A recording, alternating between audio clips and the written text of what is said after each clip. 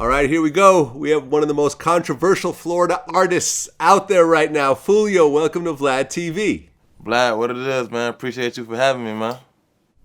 Oh, yeah, man. My pleasure. I mean, you've been making a lot of noise recently. Yeah. Who you telling?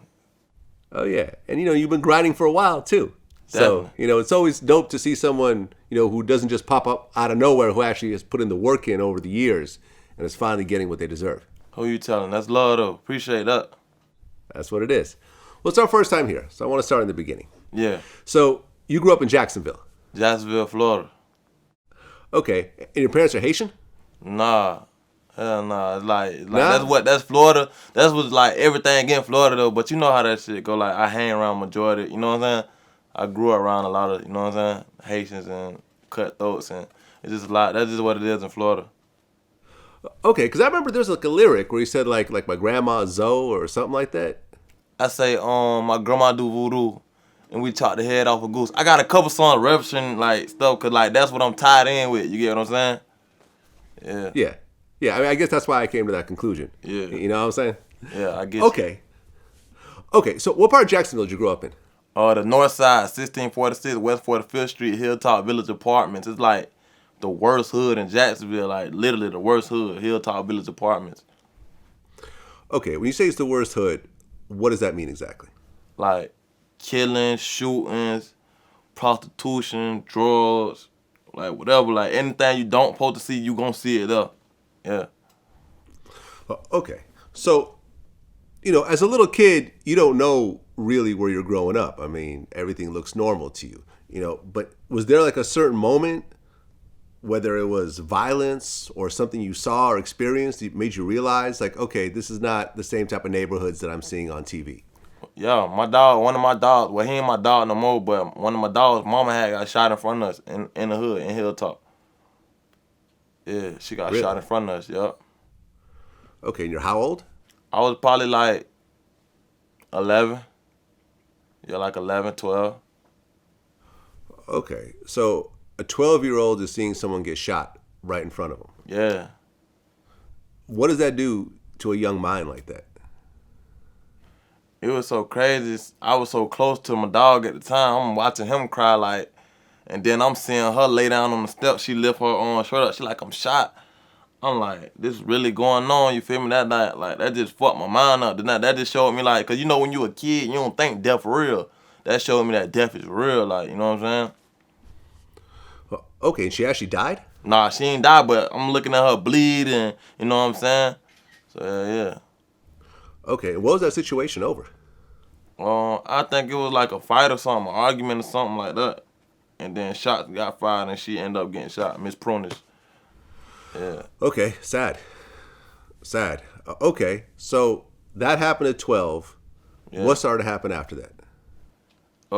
You sound like just growing up, like you know what I'm saying? Well, I mean, just in terms of like the drama and the violence and everything else like that, because it seemed like things started to just kind of keep going like that. Yeah, it get worse. Okay, and then that was when I was in elementary though, right?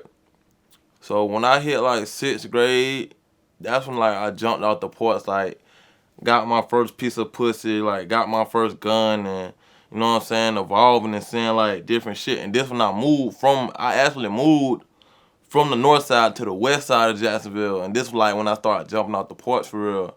And like this is where I got my first gun, first piece of pussy. It was just like a lot of stuff, different stuff coming at me so fast, and my first clubs, I went to my first clubs fighting and all type of crazy stuff. Okay, why did you feel as a young teenager that you had to carry a pistol around? It was just a lot going on around me. Like, okay, we walk in the clubs, like we walking in every club, like 50 deep. Like, and the people, like some of the people we used to get into it with, they was older than us. And like they always had the advantage. They had the cars, they had the guns. So we was young, like only thing we think about fighting. So it just came to a point where like, hell no, we can't keep getting shot at, and you know what I'm saying? Hell no. We finna get posed, we finna protect ourselves, yeah. Right, and you actually started losing some of your friends at one point. Yeah. I lost my first friend in like 9th grade, but my daddy had died from gun violence before that in 2011. Oh. But I lost my first friend in 9th grade, Aaron Brooks, yeah.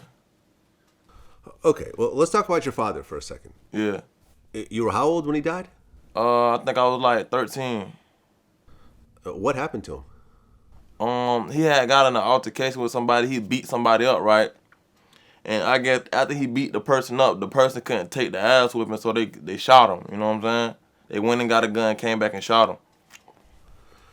Okay, and in terms of your dad getting into it with people, was that like just a strange occurrence, or was he someone that was really in the streets and really out there thugging? And my daddy was thugging, like Rick. His name Rick the Ruler. Like he ran his block, like the whole 21st and Murder. Like he ran that section, like that was his section. He from the north side too, but he from like another part of the north side. But my daddy ran this section, like he was a real big gangster. Like yeah. Okay, and in terms of what he wanted from you, for you, I mean, did he want you to follow his footsteps, or was he trying to kind of push you away from what he was doing himself? To be honest, I couldn't even tell you because I was with my daddy, but we would like we wasn't together long enough for us to, you know what I'm saying, for him to see me get on the football team and he just died, you know what I'm saying? I was young, I was like 12, 13, so you know what I'm saying? We didn't get to do much together, like, you know? I mean, how bad did that hit you, being 12, 13 years old and losing your father? That shit fucked my head up.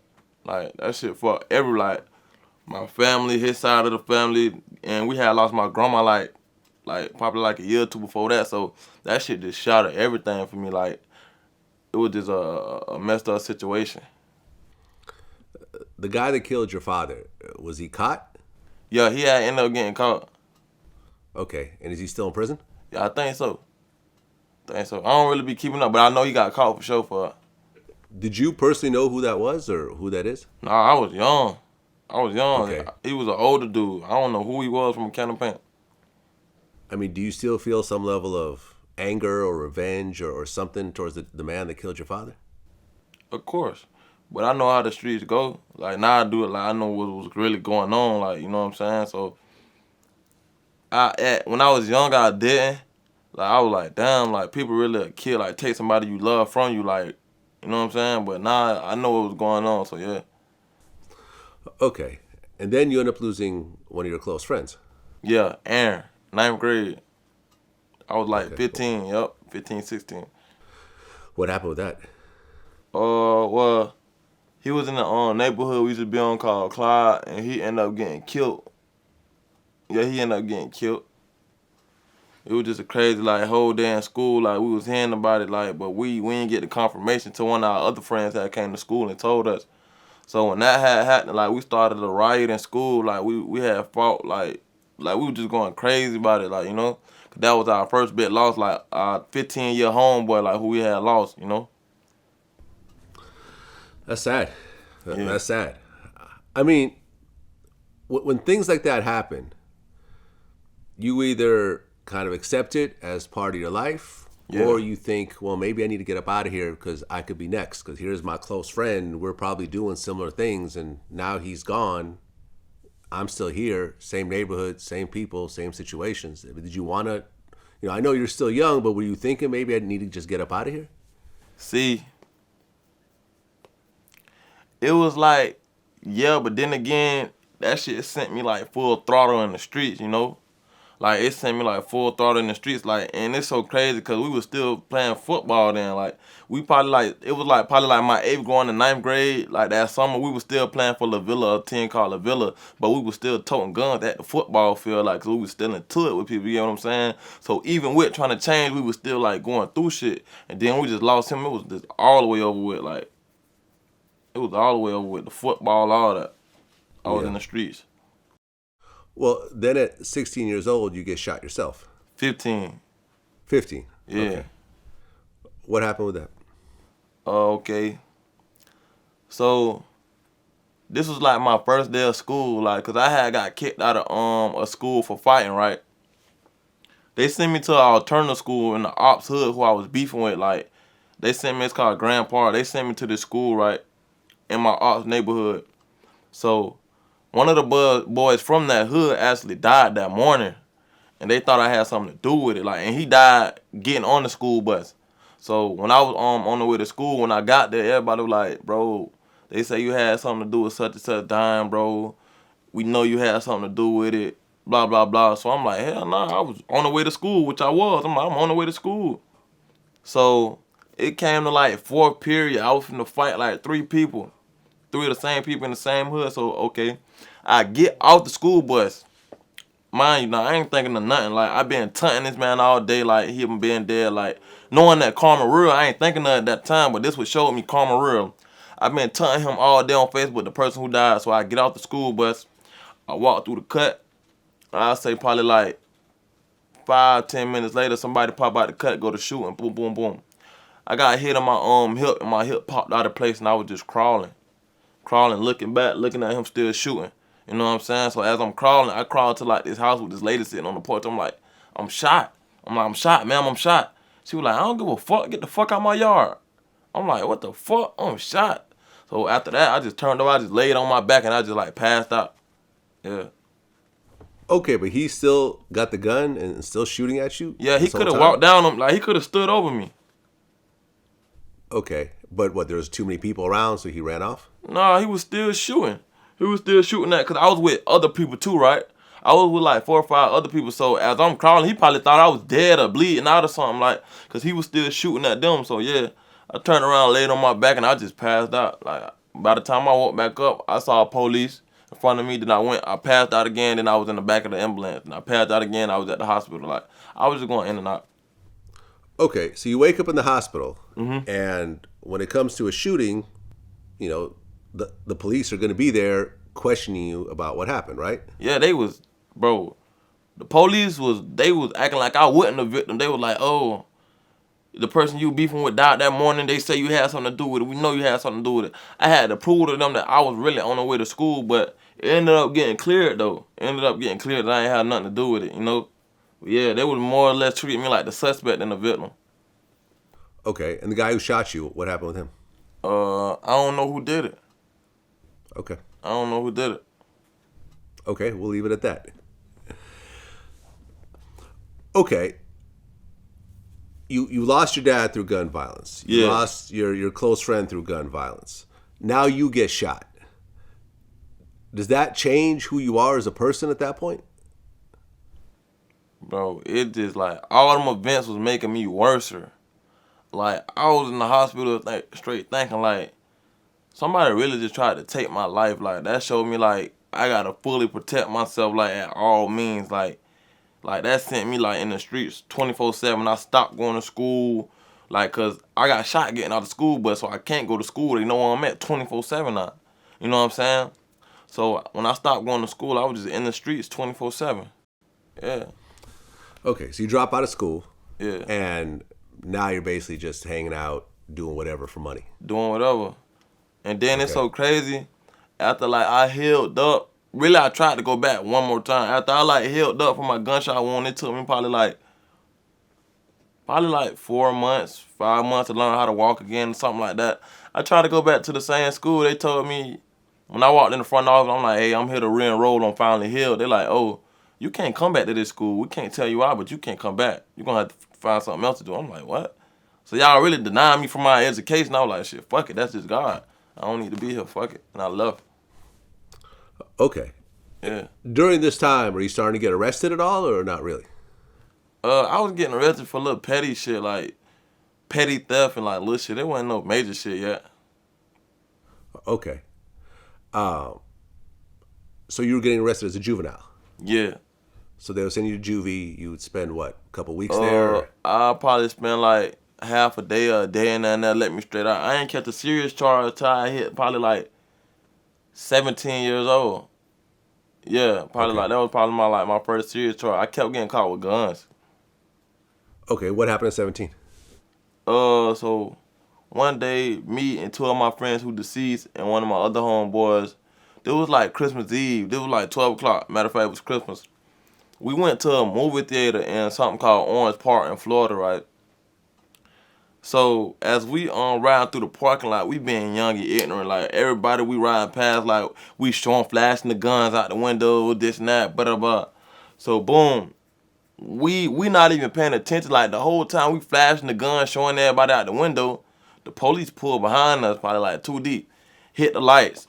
So we try to take them on like a 10, 15-second chase through the parking lot and got caught instantly. Like, we got caught. They beat us up, all type of junk. Threw us in the back of the car. We got caught with like 4 guns. Okay, and at that point, are you being charged as an adult or just a juvenile? They was trying to. I was the only juvenile in the car though. The rest of them, everybody else went to the county jail. I was the only juvenile. So when I went to juvie, that was probably the longest time I did in juvie. I probably did like a month. Yep. I did like a month, and then they straight let me out. They let all us out. Okay, I mean, you got lucky. Lucky. Yep.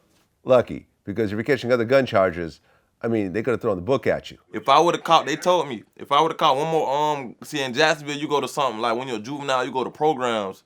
They said if I would have caught one more gun charge, I would have went to like a level 8, level 10 program. That's like probably 2 years, year and a half. You know what I'm saying? I would have went to a program. Okay, so you get lucky, you get 1 month. Yeah. Coming out after that month, did you be like, I need to change my life? Or are you like, all right, I'm going back to what I was doing before? Back to the streets. I went back, that's when I went to like,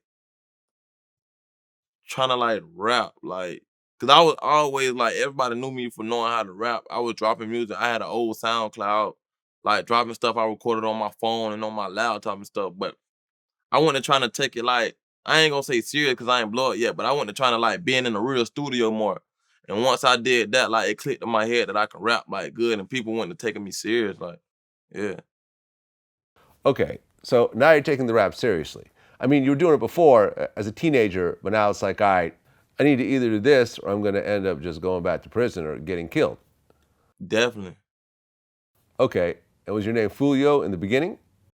Yeah, it was Foolio, but everybody knew me as Lil Charles, like, cause I always rap my hood. I'm from 45th, so everybody always knew me as Lil Charles. But then, like, after my god brother had died, like Kendra, that just like that was right when I probably got out, probably like months later in 2015 or something like that. He had died, and that just like made me want to like dedicate everything to him. Like that's who this wristband, RP Lil Kendra too. The police had killed him, but yeah, that just made me want to just go hard for him, bro.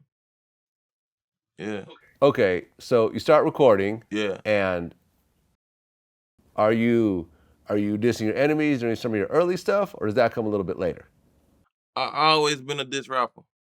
Like even when I was recording on the phone, like niggas I was into it with, I always been like that. Like, you know what I'm saying? Like this, it just like got to a point where I wasn't getting views like 100,000.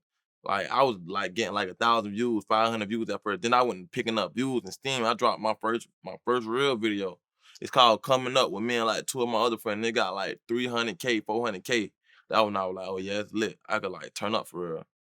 Right, you're talking about Stunt and Los. Yeah, stunning lows. Yep, free stunt. Yep. Okay, so you put that out, and now you're actually getting, you're performing in clubs to a little bit of buzz in the city, and now it almost looks like, okay, I can probably do this seriously. Yep, I was performing like everywhere. Any team party in Jacksonville, I was performing up for free. Coming in 100 deep, we turning up. Yep.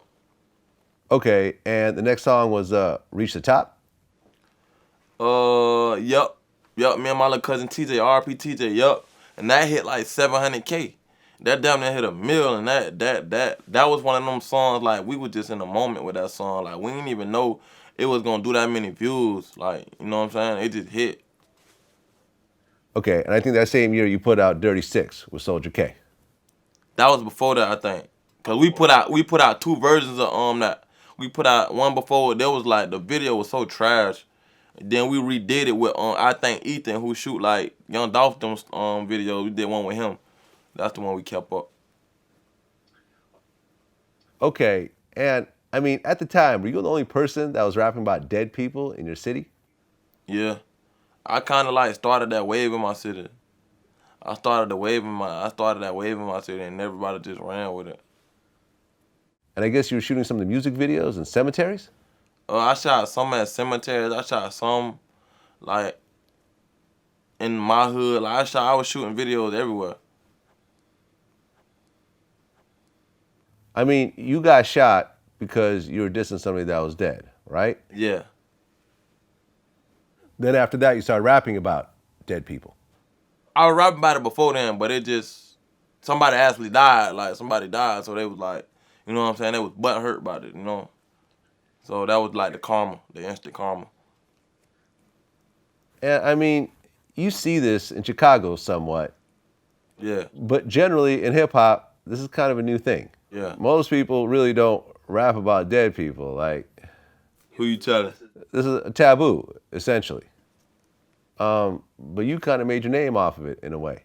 Yep, in a way. But I'm really talented for real. Like I actually had like songs that like Reach the Top wasn't no diss song. Like Dirty Sticks wasn't no diss song. But you could like coming up that was kind of like a diss. But you get what I'm saying?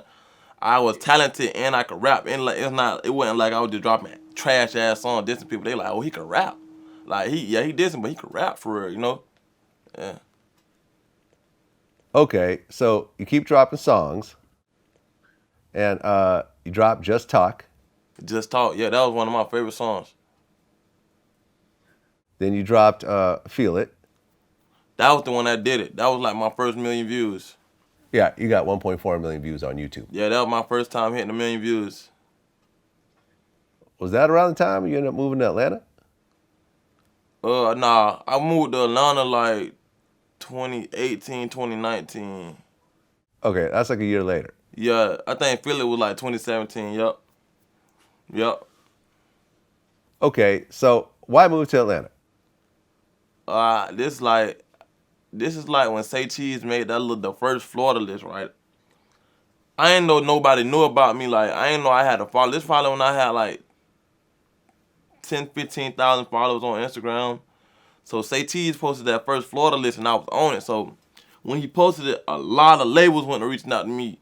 Alamo, 300, like a lot of people went reaching out to me. So I'm like, damn, I'm getting harassed by the police in Jacksonville. People already want to kill me. My best bet is to move to Atlanta. You know what I'm saying? To try to network, be in studios, be around more artists, you know? That was like my best bet, and I went with it, and it worked out good. Okay, so you moved to Atlanta, Yeah. and you end up hooking up with Zaytoven. Mm-hmm. Okay, who's one of the big talents out there. Definitely. OG. OG. I mean, from the Bay, like me. Yeah. I've interviewed him a couple times. This is the guy behind Gucci. This is the guy behind a lot of Future's early stuff. Pretty much everyone in Atlanta ends up fucking with Zaytoven at some point in their career. Definitely. And you guys actually do a project together. Whole project. Yup. Okay, how did that feel to do a whole project with like a legendary producer like Zaytoven? Bro, I ain't gonna cap. It was so real to the point it felt like fake. Like, I'm like, damn, I'm really with Zay, like, and while I'm with him, all these famous people popping up to the studio, like, I'm seeing all these people, like, he hooking me up with all these people. I'm like, damn, like, Zay a real one, like, we did so many songs to the point we could have did, like, 3 projects, you know? Like, yeah, I got major love for Zay. He took me on tour with him. I did, like, probably, like, 5, 6 shows with him. He took me on tour, like, he just showed mad love, like that's why I always got love for Zay, yeah. Okay, and then 2018, that was like the year that things really started to take off for you. What did I really can't remember what I dropped in 2018. Yeah. Well, you put out Crooks. Oh, yep. That was my biggest song at that time, matter of fact. That was my biggest song. Okay, and then you did Slide. Yep, that was the Slide remix. Yeah, that was when I was like picking up steam. Cause I wasn't really dropping on World Star then. And then I went to dropping on World Star for the first time and like everything went to picking up, like my views, my following and everything. Yeah. Right, I think you dropped Voodoo right around that time also. Voodoo was after, yep. Was after. Okay, so now you got this project with Zaytoven. You got a bunch of songs that are getting millions of views. Yeah. Okay, so how does it feel to come, you moved to a whole different city, whole different state. Yeah. After grinding for so long, you got a project with Zaytoven, and you got a bunch of songs that are getting millions of views. Yeah, it was like a relief. Like I'm like, yeah, I'm doing great, but I'm looking at like all these artists on Instagram. I'm like, damn, he doing this, he doing that. I could do that shit too. I need to do this. I need to do that. So it just put me like in a like grind mode. Like I'm like, I gotta grind hard. Like I'm like I gotta grind harder. Okay, is the money starting to come at this point? Money was coming, but it wasn't really like a lot. Like I wasn't signing no label, you know what I'm saying? Like, so everything I'm getting is like all me, you know what I'm saying? Yeah, I probably had like 70,000 followers. Yeah, like 70, 80,000 followers. So I had got a blue check on Instagram. So yeah. Okay, is there a reason why at that time you didn't sign any labels? Because, like you say, I mean, people were already calling, and now you actually have, more so than just a Say Cheese shout out. I mean, now you actually have songs, and now you have projects, and you got Zaytoven behind you. Like, why not sign with someone and just get a big upfront check like a lot of artists do? Cause it was like I was like just looking at everything that was going on around me, and the contracts I was getting wasn't that good. Like I had an entertainment lawyer, and every time I send it to him, he read it over. We go over. He like, man, they trying to keep your masters for like 20 years, and I'm like, what? Nah, they ain't that. We can't do that. Like ain't nothing. And I wasn't no buzzing artist. Like I was doing good, but I wasn't a buzzing artist. So the labels, you gotta like either already have a lot of numbers, or you gotta like like for them to really did negotiate with you, and they wasn't like some of them they wasn't trying to negotiate what I wanted. So I just waited it out. Okay, so you're building a career, things are doing well, but back home in Florida, there was the whole beef that was kind of brewing with you and your people and Yungeen Ace and his people. Yeah. And a bunch of shit started happening around that. Now, in terms of your relationship with Yungeen Ace, did you guys know each other? And what was the whole, like the reason behind all the craziness that was happening? I don't know. I ain't really like me and him was always mutual. Like it wasn't no fuck you, and it wasn't like we cool. Like we was mutual. You get what I'm saying? Like we used to hang around some of the same people. Yeah. Okay. And in terms of your crew names, Yungeen Ace is ATK, you're KTA, right? Nah, my label ESPN. It's like ESPN, but it's a 6 with an SS, so it's E6PN. Okay, so what's KTA? That's something the internet came up with, bro. Like the internet, Okay. like that's why it's so messed up. Like I had made a song or something like that, and I said it like probably like one time, and the internet just ran with it, and it was something. It was something totally different. Well, you had a cousin, Zion Brown. Yeah, I got him on my stomach tattooed.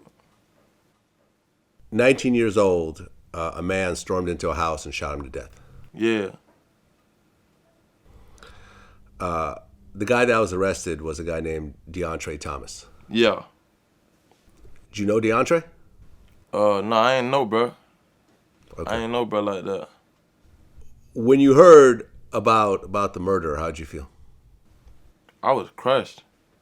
Cause it's like I could have saved him, like, I could have like, cause I was like on the phone with him, like he called me, he was like, big cuz, cause that's my cousin, you know what I'm saying? He like, cuz, let me come to Daytona with you. I'm trying to come to Daytona. I was mad at him for a dumbass reason, like, I straight told him, no, bro, you can't come with me. Like, I don't fuck with you right now. Hung up on him. That night he died, so that shit fucked my head up. I'm like, damn. Holding grudges with niggas like that shit ain't like that shit like crushed me, bro. You know what I'm saying? Wow. So basically in your mind, you're thinking if you had just let him come with you and you just let bygones be bygones and it was some little petty shit anyways, he would have possibly lived. Yes, I'm a Gemini. I take shit to the heart, like when little fuck shit happen, like, and I had to get past that little stage in my life, like I can't hold grudges no more, like, yeah, that one situation that showed me. Well, after that happened, not to say that one thing had anything to do with the other, because I'm not going to put that out there. Yeah. But Yungeen Ace got shot 8 times, and then his brother died, and then some other people got shot. Yeah. Like I said, I'm not saying it had anything to do with the other situation at all. But now you kind of have this aura of, all these shootings, all these murders, and it's just, the whole Florida scene, the Jacksonville scene is just a mess right now. Mm-hmm. When that started to happen, how did you feel about it all? I really ain't too much. See, I'm from the north side. They from where they from, so I really ain't too much care. Like, not to be like on some. I just really ain't like literally. I just ain't care like, cause I was already going through so much stuff. Like, I'm like, man, I don't give a. Hey, if he in my hood or something that's going on with me, fuck whoever ain't with it. You know what I'm saying? That's how I was feeling. Well, after Yungeen Ace gets shot and his brother gets killed, you wore a T-shirt that said "Rest in Piss 23" Yeah, with I guess a picture of him on the shirt. yeah. Okay. Why do that? It was just like if you ain't with my hood, fuck you. Like it was just like it's just a lot of like talking and like undercover shit, like a lot of shit being said. So I ain't the type, like I'm a bold person. I'm gonna put a name on anything I say, you know what I'm saying? Like people that do tit for tat, sneak this and so when I do something, I'm gonna go all the way, you know what I'm saying? So that's what I did. I went all the way and I addressed it. Yeah. Okay. So now things are getting even crazier.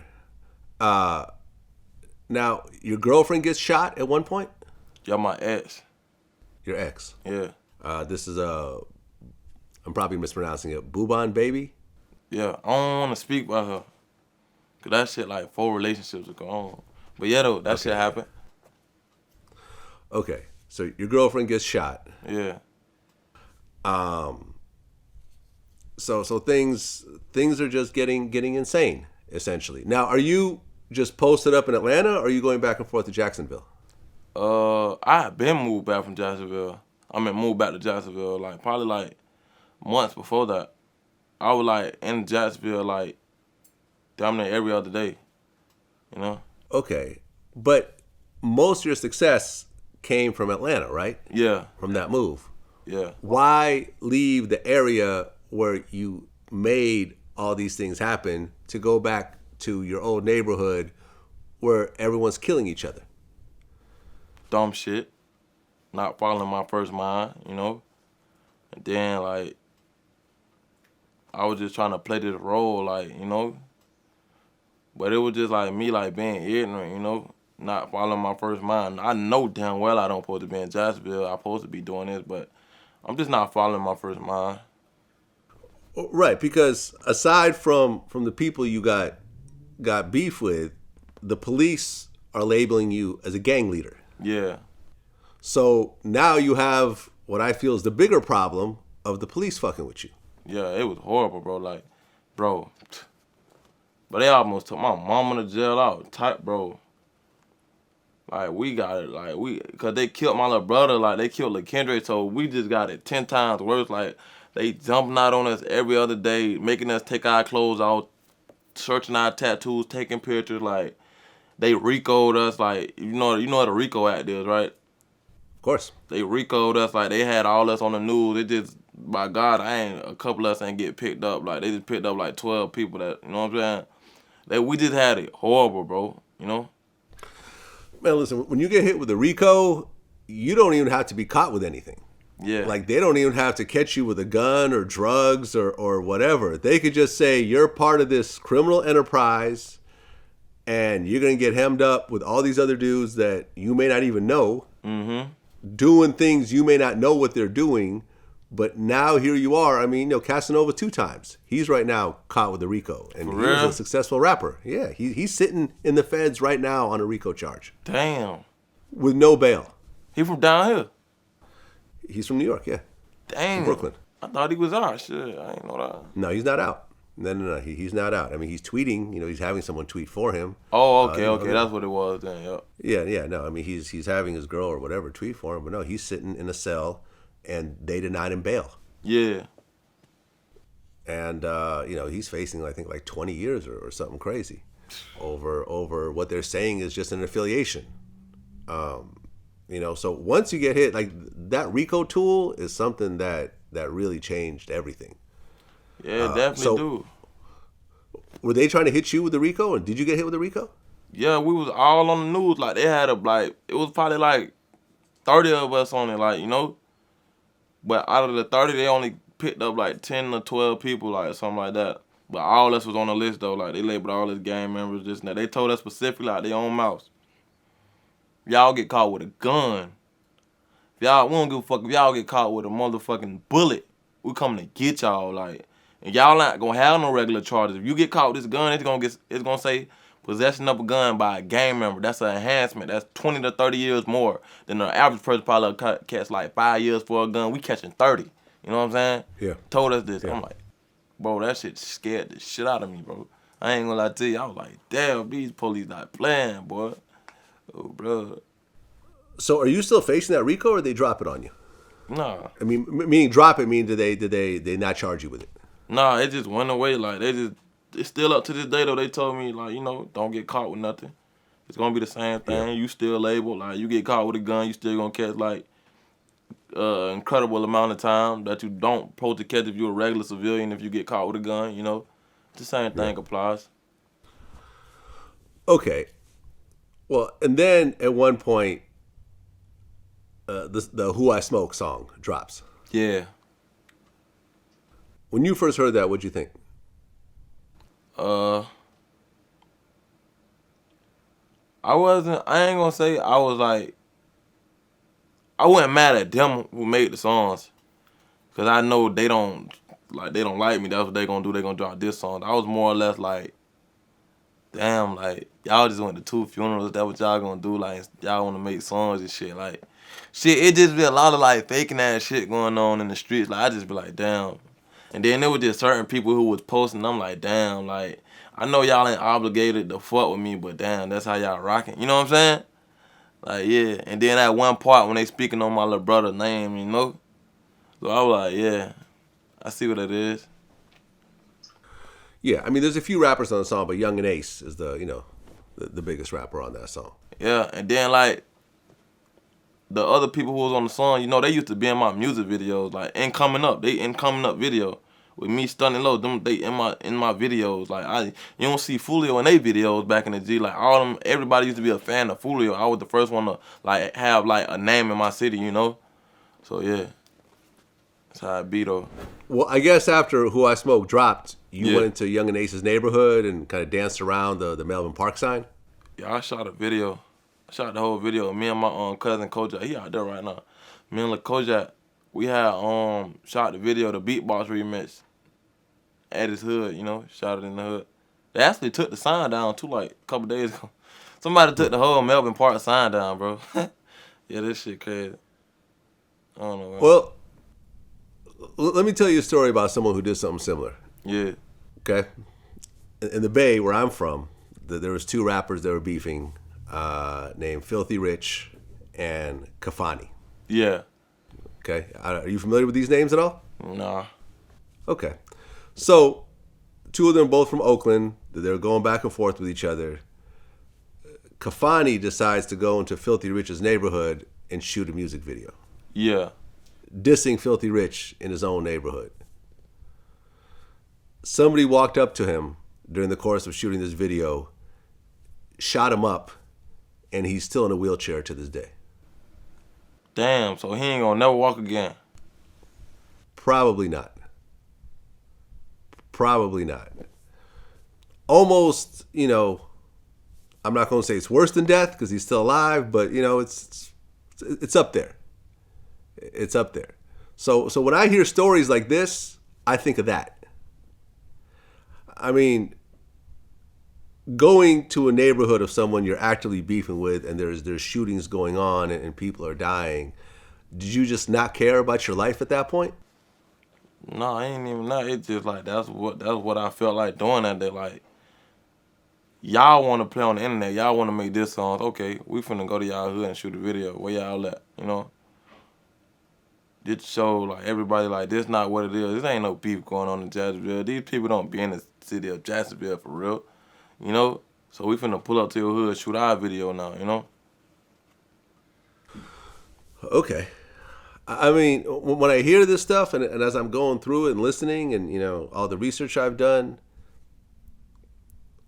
it just sounds like this is just going to keep continuing and more bodies are going to drop, more people are going to get shot, more mothers are going to cry, people are going to lose their brothers and friends and everything else like that.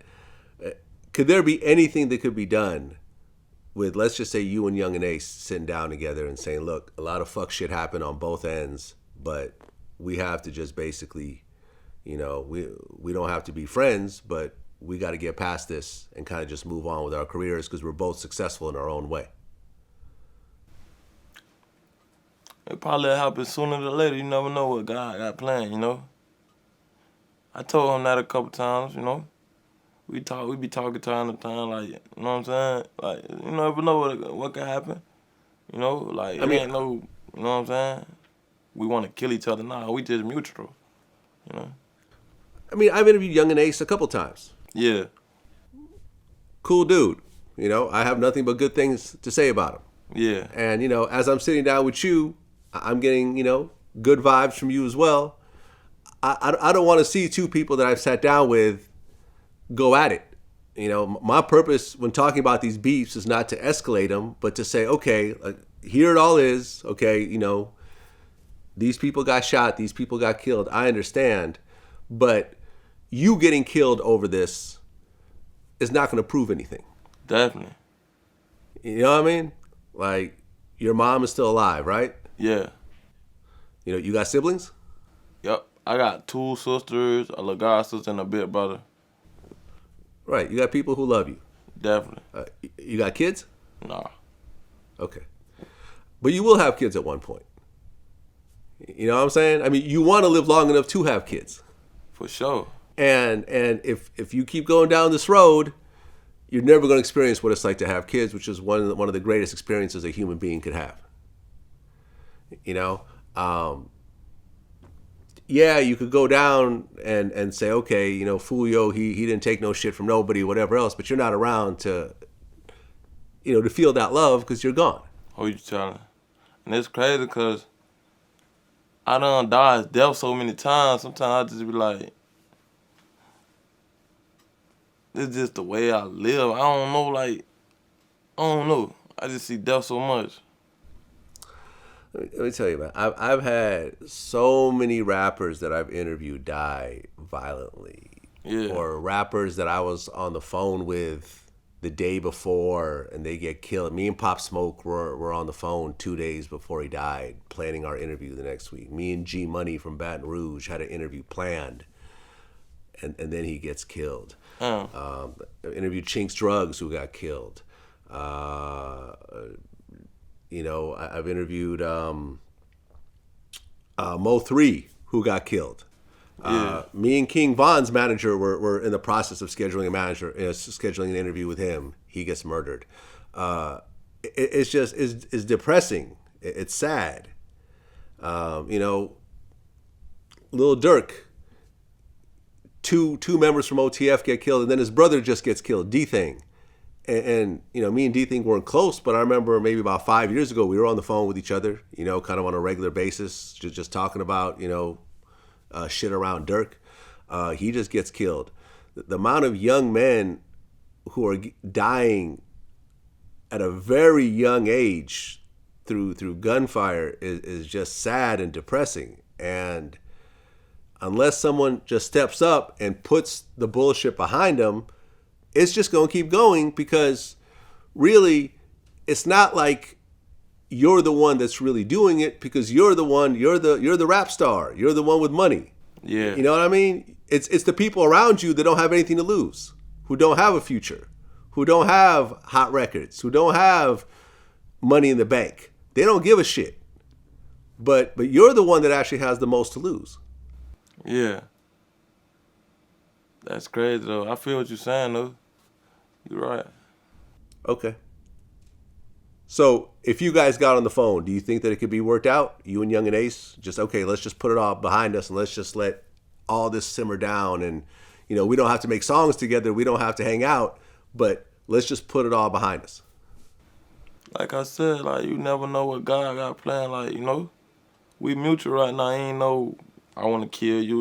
We just mutual, like, Yeah. Yeah, I hope it gets worked out. I don't want to, I don't want to have to report on something happening to either one of you. Definitely. I really don't. I really, really don't. Now, Spot him, got him. He comes from your area, right? Yeah. You were actually with him when he recorded Beatbox. Yep. When he put that together, did you have any idea that it was going to be anything, or it was just another song that he's doing? It's so crazy, like, the way he record, like, he's so versatile. He, like, a punch in, like, how I rap, like, we punch in, like, he got so many songs like that, too, like, he hard, like, nah, but I ain't expected to do that, though. But it actually had, like, 10 million before the Pooh Shiesty remix, though, you know? But, yeah, I ain't expected to do that. Well, I think it was the dance. Yeah, it was the dance, definitely. The dance is really what did it. Mm-hmm. TikTok. And then, yeah, and then when you actually see what he looks like, that almost became a whole thing on top of it. Like, Oh, bro. someone says, I remember it was like a whole, like, there's like this whole, like, I think Shade Room or someone posted it where it was like, you know, Spot him, got him, looks like he's 264 months old, or A little baby. he looks like he likes a grown to man body.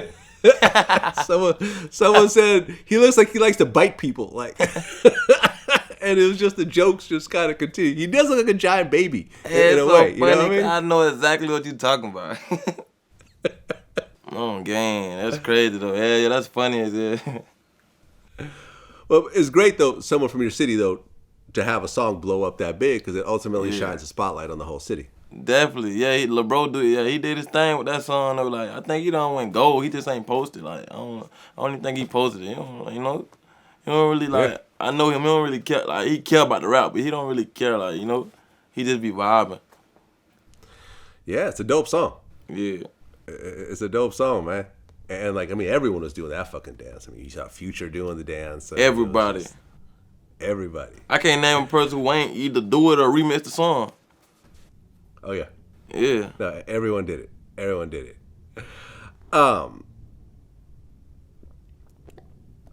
Now, what ultimately happened with your friend Bibby?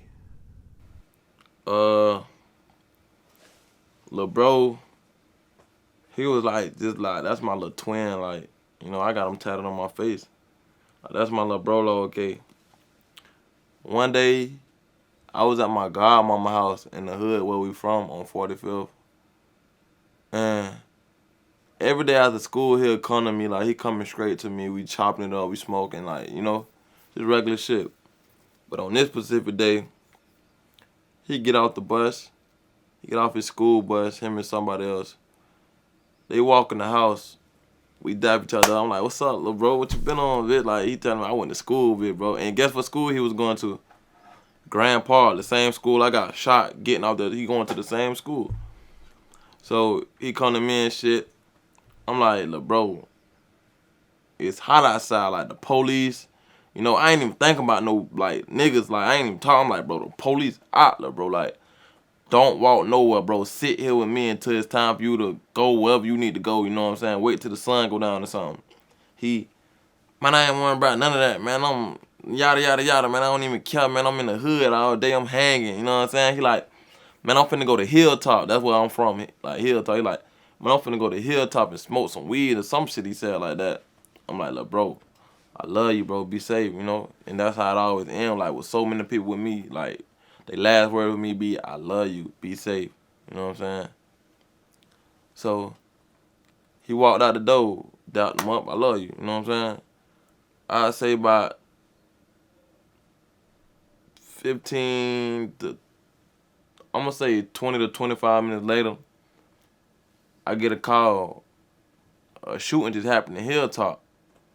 I don't know. I'm not even thinking about him at first. I'm like, damn, because it's shit regular. Like, shootings always happen. Like, I'm like, damn. Somebody else called me. You good? Why everybody say you dead, big bro? My big brother called me. Where you at? They said you dead in Hilltop. I'm like, hell nah. I go on Facebook. A little boy just got killed in Hilltop, like 16. I'm like, fuck.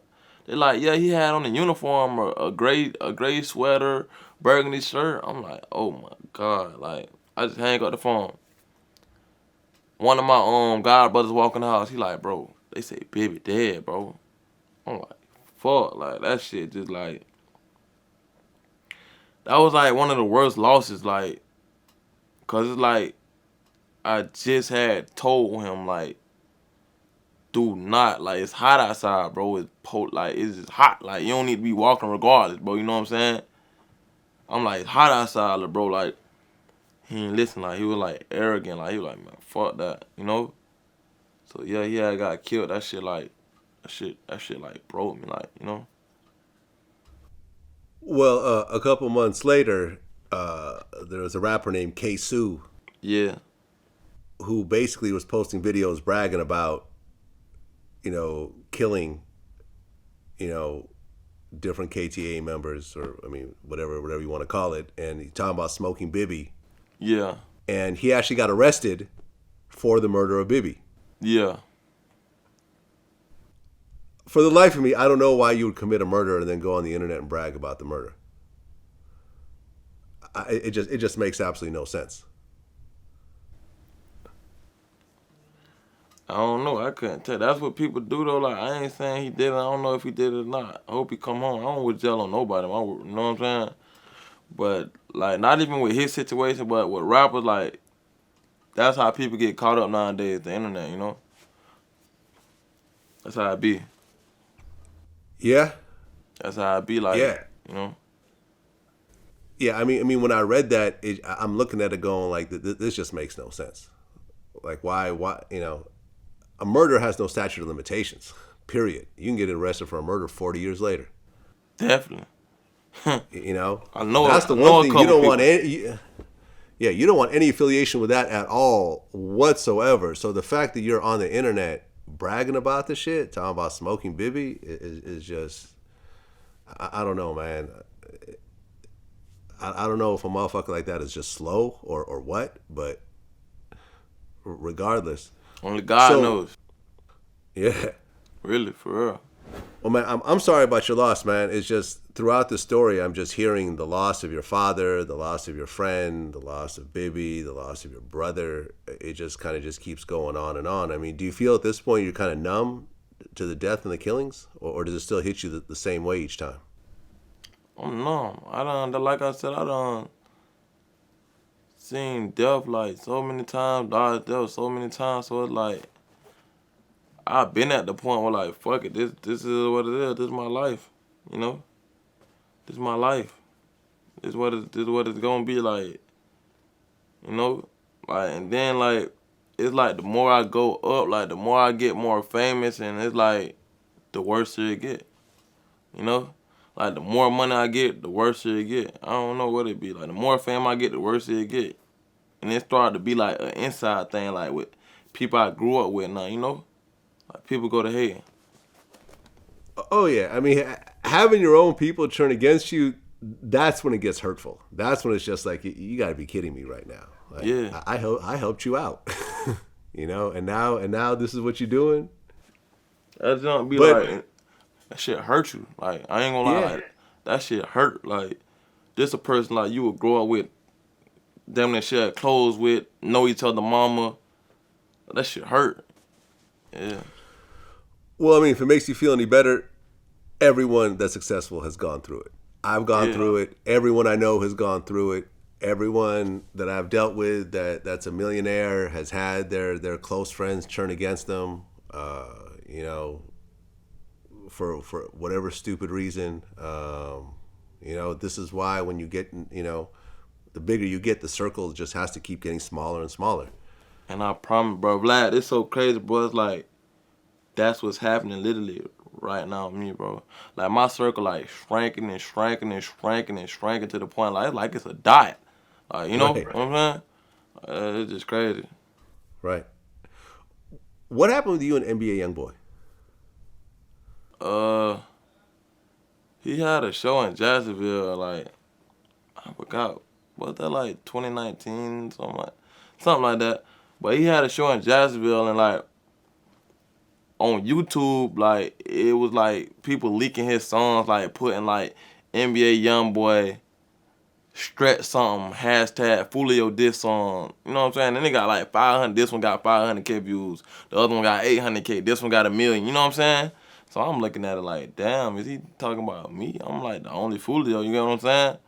So he had a show in Jacksonville, And when they came, we like followed them from that show to the hotel. So after we followed them, I guess my brothers had called them first. Like they saw them first and they gave me the call. So when I pull up, I'm like, bro, what that Foolio shit be about? Like, cause I'm thinking it's probably a slang. Like, we ain't pulling up on him to beef, fight, shoot, nothing, bro. I'm honestly pulling up on him to see like, what do Foolio mean? Like, that a slang in Louisiana? That's a term or something like that.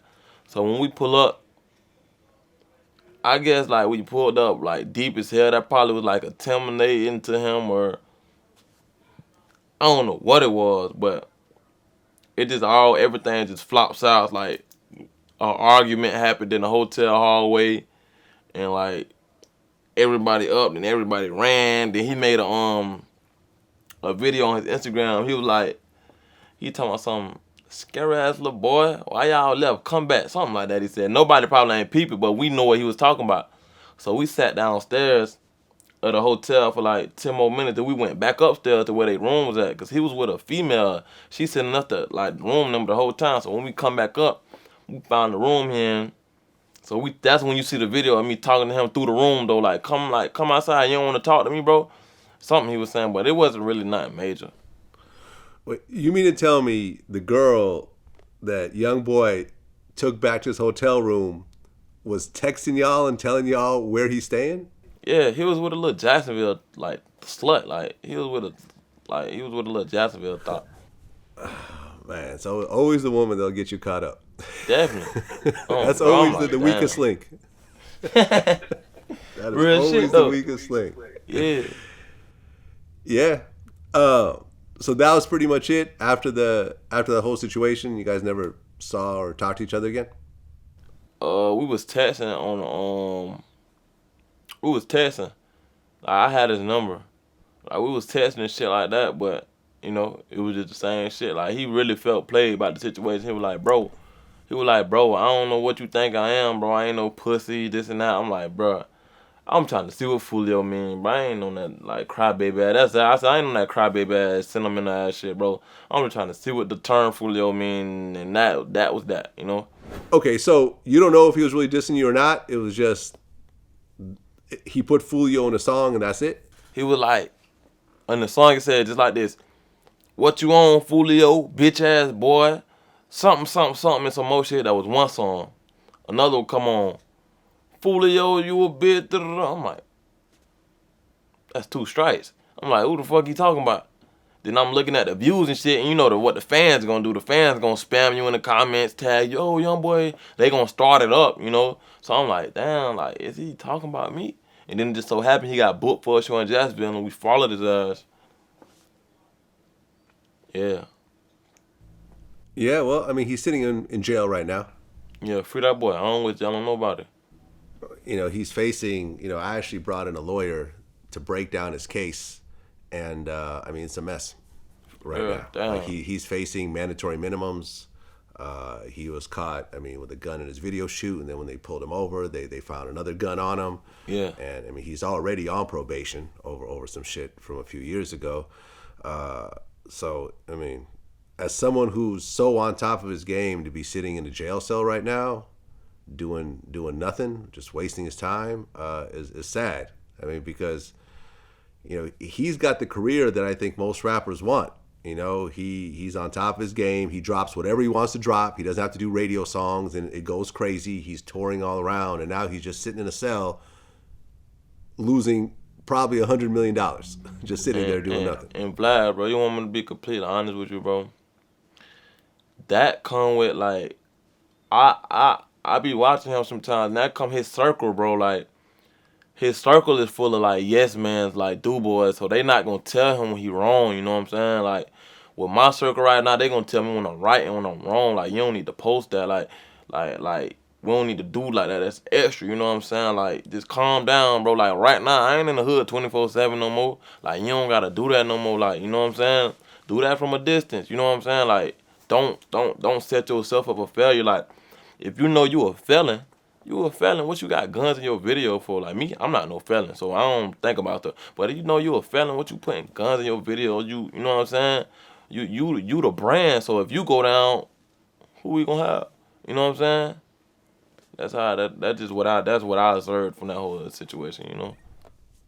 I mean, I agree. I mean, I interviewed his brother, OG3, Yeah. and what I basically told him is it doesn't sound like there's an adult in the room at any Yeah. point. It doesn't sound like there's anyone out there that's going to say, you're fucking up, and if you keep fucking up, I'm not going to stick it out with you. Yeah, And that's exactly what it is. I don't need your money. I got my own money. You know, if you want to fire me, go ahead. I don't care. I'm telling you, you're fucking up though. So if you don't want to listen to me, you're gonna end up right back in jail again. Yeah. And it has to be someone that you respect that's been consistently right with you the whole time. And you know, and I talked to his brother about that because his brother seems to be that person, but he's like, he doesn't listen. You know, like he's got all these security guys for him to go out with him, but he'll just go hit them all by himself. And then get into an argument, get into an altercation. Next thing you know, it's a fucking, you know, there's 100 videos of this shit, and you know, things just kind of escalate from there. I think it was like 1 year. It was like 1 year he was just getting like a mall incident every other week. You know, and I was just looking at that like, bro, why you even walking by yourself? Like, why? Cause I'm an upcoming artist, so I'm like, that's me. I'm gonna have 100 security guards or somebody with me. You know what I'm saying? So I'm looking at him like, why you moving like that? You know? Yeah, I mean, I use security. When I go to events, I'm not trying to show anyone how tough I am. I got someone with me, and that's their job, is to protect me. That's their only job, and I'll gladly pay them. It's not that much money at the end of the day compared to your life or, you know, being in the hospital. You the liability, you the brand. Even with me, I'm a brand. Like, I'm not finna risk everything. I got bills to pay. I got my mama, she need me. You know, it's so much going on. Like, if they lose me, then it's nothing. Everything over with. Back to ground zero, you know what I'm saying? So I'm the brand, I gotta protect that. Yeah. I agree. I mean, from what I understand, some of the clubs don't play your music because of some of the beef aspects of it. No, I was just one club in Jacksonville. Just one club? Yeah, it's one club in Jacksonville, bro. They banned me, King Von. King Von dead. I don't even know why they put King Von on the list, bro. They banned me, King Von, Ace, probably like 3 more other people, bro. You know? They banned us from a club that we never been to, bro. It's a club called like Wackos or something. Like, bro, nobody never been to the club. This like a small ass like kick the wind club. You know what I'm saying? I'm like, you know what I'm saying? It's just some weird shit. Yeah.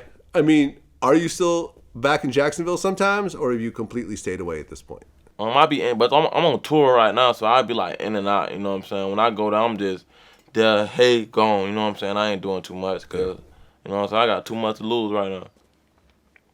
Well, Foolio, man, listen, you've accomplished what I don't think anyone around you was able to accomplish. Yeah. When you look at all your friends growing up, you know, a certain number of them end up getting killed. A certain number of them have gotten locked up. And a certain number of them are probably right there where you left them, you know, doing the same bullshit day in and day out. You actually were, you know, motivated enough to actually leave your city, go to Atlanta, make those connections, hook up with the producers, network with other rappers, and, you know, build a buzz, be able to go on a tour and have people pay for you city to city. You know, you've used the beef shit to get where you are. Yeah. I'm just worried that if you still stick to that same blueprint, it's going to end badly. So, you know, as someone who's been doing it, and as someone who's 47 years old, who's seen the same type of sad story over and over again, you know, you've gotten to where you need to be to get noticed. Yeah. But my suggestion is to leave that shit alone at this point and just focus on just the music and not all the beefing. You know, because chilling. Ultimately, you know, you're not going to live your whole career just through the beef shit. At some point, you know, I mean, it's the music that really carries on, and you actually make good songs, and you know how to make, you know, how to pick good beats, and you know how to harmonize and everything else like that. You got millions of views. You got an actual fan base now. Yeah. You know, if you actually focus on that, you could ride off into the sunset and make millions of dollars and do your thing. But my concern is that if you keep going through these cycles again, there's going to be a very bad ending to it. Yeah, I appreciate that too. And it's like, bro, I'm a spiritual ass person, like young man. Like, I'm 22 years old. Like, I be having talks with God, like, you know. So I know like right from wrong, and like, you know what I'm saying. I know how I'm living, you know. So it just be like, everybody don't got a lot of time, but I'm like, it's a time thing. Like I'm talented. That's why in my mixtape I'm gonna drop. I'm gonna show that. You know, I'm not just a diss rapper. You know. Yeah, I appreciate that Yeah. too.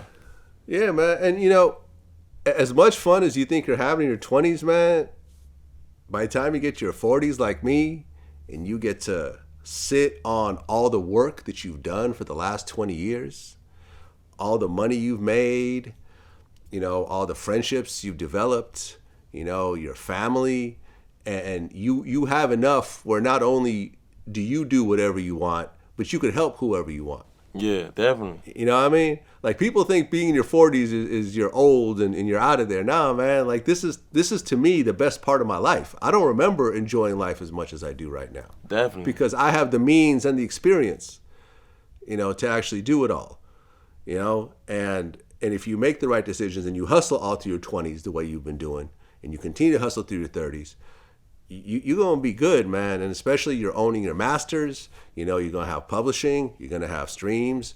There's, you know, you have the YouTube money. There's going to be new platforms that pop up over time. You know, you can make money off Facebook video. IGTV is making money now. You can start putting your videos on there.